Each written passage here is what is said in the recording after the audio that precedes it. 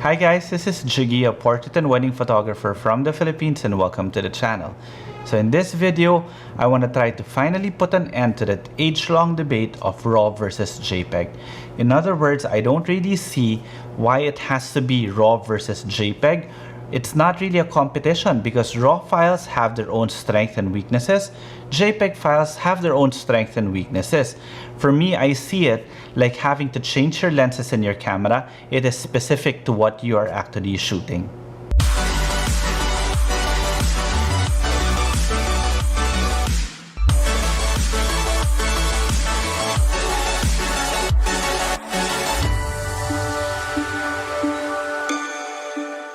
So before anything else, if you guys haven't subscribed to the channel, please do so because you might get a chance to win some of the giveaways that I do in this channel. Like for example, I will be giving away a MagMod starter kit and a MagMod basic kit soon.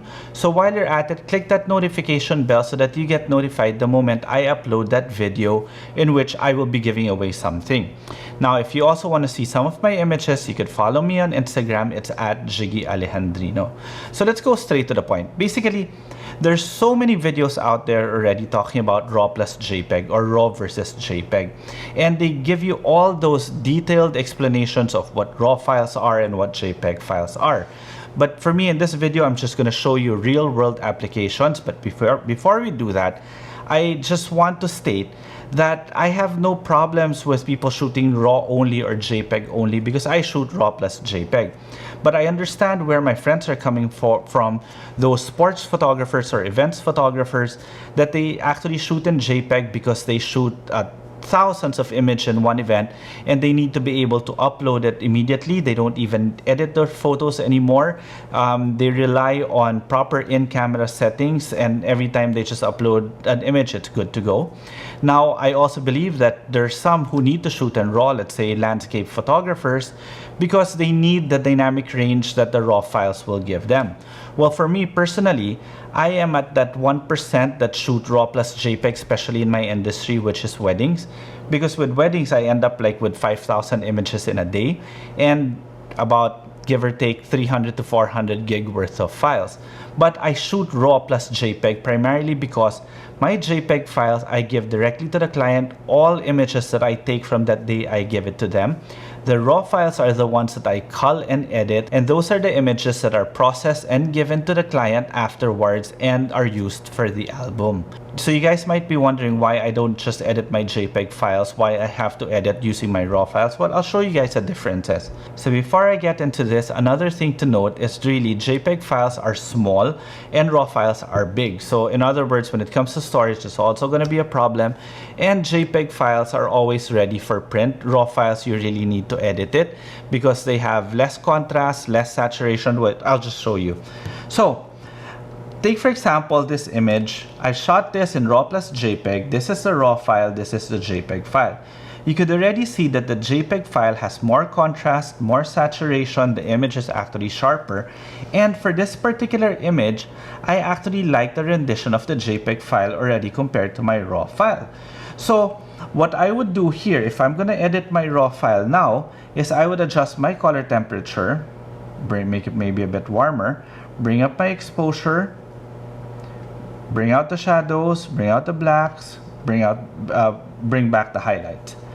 But with all honesty, the JPEG file is already good enough. There we go. Even if I just click auto, how about this one? I'll just click auto and make Photoshop do everything. So there. So this is the difference between RAW and JPEG in the brains of Photoshop. Look at that. There's so much difference when it comes to rendering and dynamic range. And this one, I can actually control with my RAW files. I can actually control the actual output of how I want the image to turn out. Unlike the JPEG files, I am already dependent on what the camera saved it as. In other words, I'm already working with somebody else's work. So if you really want to put it that way, with this one, the only thing that I am dependent on is the way the software actually translates the RAW files into images. But everything here is under my control on how I want the actual output to be. This image that I shot outdoor for this particular wedding is not really going to be a good example for you to be able to see the differences between a RAW file and a JPEG file, though here you already have a good idea about how different it will be. So now the reason why I shoot RAW plus JPEG is for images like this that I'm going to show you. Look at this image now that I shot in the evening. Again, when you're shooting weddings, it's always going to be very, very fast. So you can't really get everything to be as perfect as you want it to be. And that's why I rely mostly on my RAW files for me to be able to balance out the light in case I didn't. Or I could change my color temperature with more ease. But remember, RAW and JPEG files won't replace proper lighting or proper composition. So, okay. So again, let's do the same thing. Let's just make the software do it for you, do it for me so that you guys can just see the differences between the RAW and JPEG files. Look at how this RAW file is rendered compared to this JPEG file. Look at that. So with this image, I would want to bring back the color tone of my subject. If I try to do that in my JPEG file, look at what's gonna happen. No way, it's just you can't recover it anymore. In tricky lighting situations, in images that I even believe are the ones that they pay me for, I really need my RAW file to be able to make my vision into a reality. So this JPEG file for me, I would just give it to the client as is, as the way I shot it, and just leave it as that. But look at the difference now of how it looks like after I've edited it. And maybe I could even bring back some effects or some optics and make the clouds darker. There we go, add a vignette. And that's it. Maybe just a bit brighter. There we go. Look at that. Look at the big difference between now a RAW file and a JPEG file. So that's basically all you need to know. RAW files will give you more leeway for you to be able to recover or edit your images when JPEG files are more or less supposed to be all set to go. Now, that's why I was saying, if you guys know exactly what you're going to be doing in your camera settings, then by all means shoot in JPEG all day, and I have no problems with that.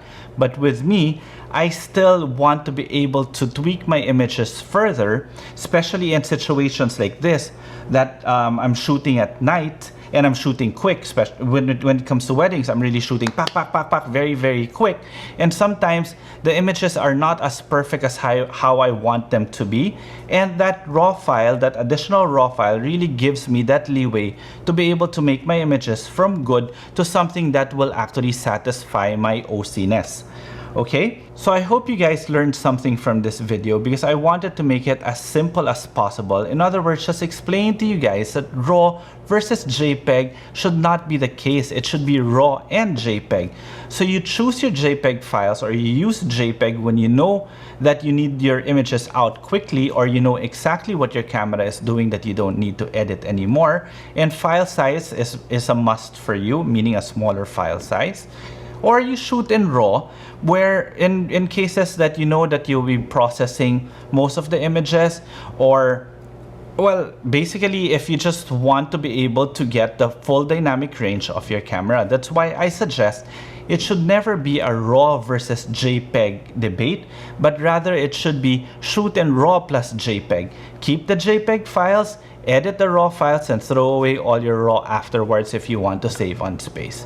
Okay, so again, if you haven't subscribed to the channel, please do so, and while you're at it, click that notification bell. And if you want to see more of my images, you could always follow me on Instagram. It's at Jiggie Alejandrino. Okay, till the next video.